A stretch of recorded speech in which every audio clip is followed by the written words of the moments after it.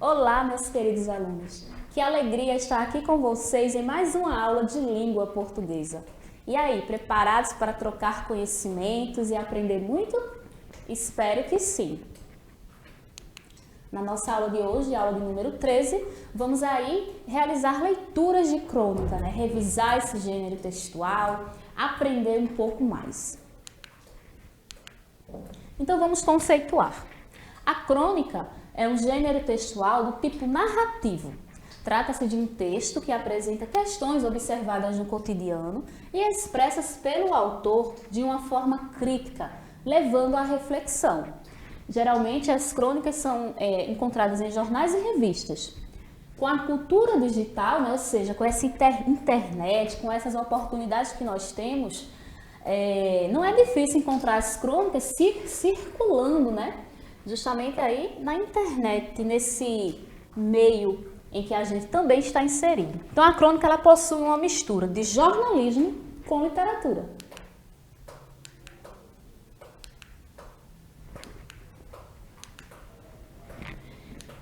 E aí, ó, por exemplo, o jornalismo ele vai estar ali trabalhando com fatos, né? Com notícias, né? Com a verdade, com algo realmente real que aconteceu. A literatura, por sua vez, ela traz ali justamente um fato do cotidiano, um fato real, por isso que também tem a questão do jornalismo, mas aí a literatura entra trazendo ali esse jogo de palavra, né? Essa subjetividade, o olhar de algo que aconteceu, transmitido ali por meio da escrita de uma maneira diferente, utilizando aí esse jogo de palavra, né? Essa subjetividade do autor. Então, essa mistura entre jornalismo e literatura.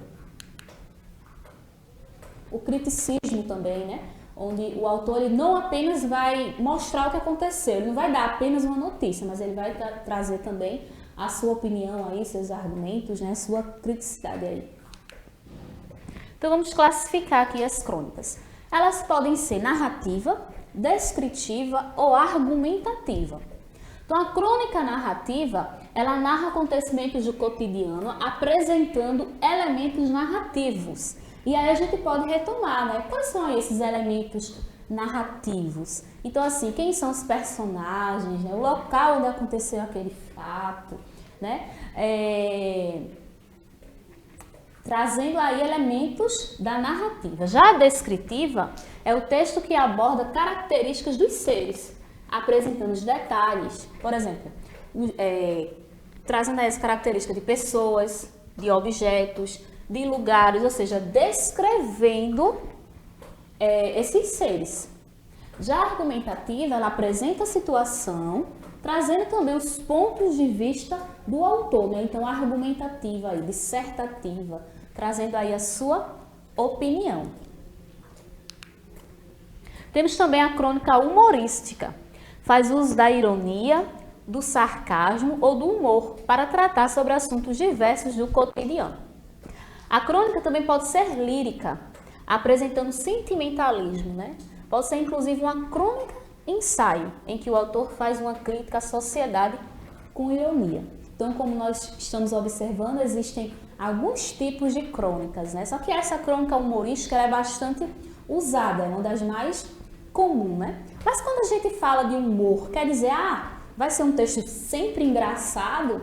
Não, o humor ali, né? A ironia, não quer dizer que sempre vai ter ali um fato engraçado, mas vai ter um fato ali reflexivo que pode levar a certo humor, né? A certo sarcasmo e também uma ironia ali, dependendo do contexto. Então vamos para as características, né, das crônicas. Então elas apresentam temas da atualidade. Toda a crônica ela sempre vai tratar de temas atuais, temas que estão acontecendo no cotidiano. São textos curtos e criativos, tem uma linguagem leve, coloquial, familiar, tem um humor crítico, irônico e sarcástico, né? O lirismo, a subjetividade, convida aí à reflexão e é narrada em primeira pessoa. A estrutura da crônica. Então, temos o título, a situação inicial, né, que é lá a introdução da nossa crônica, onde a gente vai expor o assunto, fazendo aí a exposição desse assunto, do que se trata. Temos o complicador ou detonador, que é o elemento que faz o conflito. Então, teve aquela situação, mas o que foi que aconteceu ali, né? Que gerou um conflito, que chamou a atenção do autor para escrever aquela crônica, aquela reflexão. Então, assim, o que foi que aconteceu ali, o elemento principal.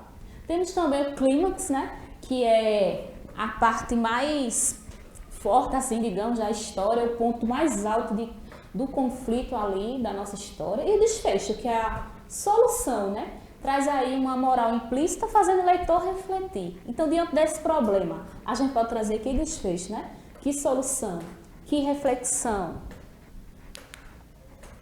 Trouxe agora um exemplo de uma crônica escrita por Luiz Fernando Veríssimo, um dos cronistas mais conhecidos, tá? E o título é Nasce uma Crônica. Eu trouxe esse texto porque, além de ser uma crônica, né, justamente, mas ele também explica aí o que é essa crônica de uma maneira bastante fácil de vocês entenderem. Então, eu vou ler para vocês. Nasce uma crônica. A moça era bonita, se chamava Fabíola, e me perguntou como nascia uma crônica. Entre outras coisas, ela era repórter do jornal da Universidade de Ouro Preto e estava me entrevistando, tarefa que eu não desejo a ninguém, enquanto uma câmera de TV gravava tudo. Dei a resposta de sempre. Qualquer coisa pode originar uma crônica. Às vezes, há um assunto em evidência que você é obrigado a comentar. Às vezes, é uma coisa assim, impressionista. Às vezes é pura invenção, uma frase que sugere uma história ou um cheiro no ar, um incidente banal. Os mistérios, enfim, da criação. Não há vezes em que as ideias simplesmente não vêm? Acontece muito. Com os anos, as ideias parecem que vão ficando cada vez mais longe, enquanto o seu poder de convocá-las diminui. Você chama e elas não se aproximam. Você grita por socorro e elas continuam longe, lixando as unhas. Você espreme o cérebro e não pinga nada. E hoje nenhum cronista que se respeite pode recorrer ao velho truque de, não tendo assunto, escrever sobre a falta de assunto. Ou desperdiçar papel caro e o tempo do leitor com um parágrafo inteiro só de introdução. Terminada a entrevista, a moça tira um livro meu de sua bolsa. Vai pedir meu autógrafo, mas ela mesma usa a caneta para escrever alguma coisa no livro antes de passá-lo para mim. Estranho, ela está me dando meu próprio livro autografado por ela? Leio o que ela escreveu. Luiz, a sua braguilha está aberta. A minha braguilha está aberta. Passei por Ouro Preto e dei toda a entrevista com o zíper da calça aberto. Naquela situação em que na infância, no meu caso, pré-zíper, nossas mães avisavam que o passarinho poderia fugir. Felizmente, meu passarinho já se resignou ao seu lugar. Nada demais apareceu, a não ser que a câmera tenha flagrado algo. E eu disse para a Fabíola que ali estava um exemplo de como nasce uma crônica. Eu fatalmente usaria aquilo num dia de ideias distantes. Então, assim, a gente percebe, né? Esse cronista, ele é muito maravilhoso e ele traz aí essa crônica. Então, você percebe que essa crônica surgiu ali, diante da entrevista que ele no caso, estava acontecendo ali, né? Ele foi entrevistado e a moça estava entrevistando e ali o que aconteceu naquela conversa se transformou nessa crônica. E foi muito engraçada, né? Engraçada também, reflexiva, e a gente também, por meio dela, já trouxe para a aula para explicar o que é uma crônica. Então, assim, vai depender muito da pessoa, vai depender muito se aquele acontecimento tocou o autor, né? Tocou a pessoa para que ela escrevesse aquele texto, aquela crônica, trazendo aí uma reflexão. Então, vamos seguir. Então, a gente percebe que teve aí uma cena do cotidiano, né? E foi real essa cena. No caso, só coloquei aqui, cena do cotidiano, para que a gente perceba que a crônica ela vai acontecer na atualidade, como eu já disse, trazendo ali um tema corriqueiro. ou uma situação inusitada também. Então vamos continuar. Outro exemplo aqui, o título, a foto também dele, tá? De Luiz Fernando Veríssimo. Foi numa festa, sim, gente, como é leitura, por isso que a gente tá aqui, tá? Fazendo leituras, refletindo juntos. Então vamos lá. Foi numa festa de família, dessas de fim de ano. Já que o bisavô estava morre não morre, decidiram tirar uma fotografia de toda a família reunida. Talvez pela última vez. A bisa e o bisa sentados, filhos, filhas, noras, genros e netos em volta, bisnetos na frente esparramados pelo chão. Castelo, o dono da câmera, comandou a pose, depois tirou o olho do visor e ofereceu a câmera a quem ia tirar a fotografia. Mas quem ia tirar a fotografia? Tira você mesmo, é. Ah, é? E eu não saio na foto? O Castelo era o genro mais velho, o primeiro genro, o que sustentava os velhos. Tinha que estar na fotografia. Tiro eu, disse o marido da Bitinha. Você fica aqui, comandou a Bitinha. Havia uma certa resistência ao marido da Bitinha na família. A Bitinha, orgulhosa, insistia para que o marido reagisse. Não deixe eles te humilharem, Mário César, dizia sempre. O Mário César ficou firme onde estava, do lado da mulher. A própria Bitinha fez a sugestão maldosa. Acho que quem deve tirar é o Dudu. O Dudu era o filho mais novo de Andradina, uma das noras, casada com o Luiz Olavo. Havia suspeita, nunca claramente anunciada, de que não fosse filho do Luiz Olavo. O Dudu se prontificou a tirar a fotografia, mas a Andradina segurou o filho. Só faltava essa, o Dudu não sair. E agora? Pô, Castelo, você disse que essa câmera só faltava falar e não tem nem timer? O Castelo, impávido, tinha ciúmes dele. Porque ele tinha um Santana do ano. Porque comprara a câmera no Dutch Free da Europa. Aliás, o apelido dele, entre os outros, era Dutch Free, mas ele não sabia. Revezamento, sugeriu alguém. Cada genro bate uma foto em que ele não aparece. E a ideia foi sepultada em protestos, né? Ninguém quis. Tinha que ser toda a família reunida em volta da bisa. Foi quando o próprio bisa se ergueu, caminhou decididamente até o Castelo e arrancou a câmera da sua mão. Daqui. Mas seu Domício, vai pra lá e fica quieto. Papai, o senhor tem que sair na foto, senão não tem sentido. Eu fico implícito, disse o velho, já com o olho no visor. E antes que houvesse mais protestos, acionou a câmera, tirou a foto e foi dormir. Então, ó. Essa crônica que a gente acabou de ler, né, ela traz aí o quê? Uma situação familiar. Então, teve lá aquele fato que ocorreu com toda a família, uma confusão para saber quem ia tirar a foto, quem não ia, porque a família tinha que estar completa e ninguém queria que o seu parente mais próximo ali ficasse de fora, né? Então, percebemos aí uma situação familiar. Temos também a revelação de sentimento, como inveja, porque a gente tinha situação ali, né, de um genro querer ser melhor do que o outro, que não podia ficar de fora da foto. Orgulho, né? Sarcasmo, pelo também o fato do o garoto lá poder ter sido filho ou não do outro genro. É toda aquela confusão ali de sentimentos revelados ali na família. Críticas, né, às relações familiares, também estava presente nessa crônica. O humor, porque no final, quando o senhorzinho, ó, ele só observando aquilo tudo, vem cá que eu resolvo então. Foi, ele mesmo tirou a foto, depois foi dormir. Ou seja, só queria parar com aquela cena, né? E também uma crítica à falsa aparência de família perfeita.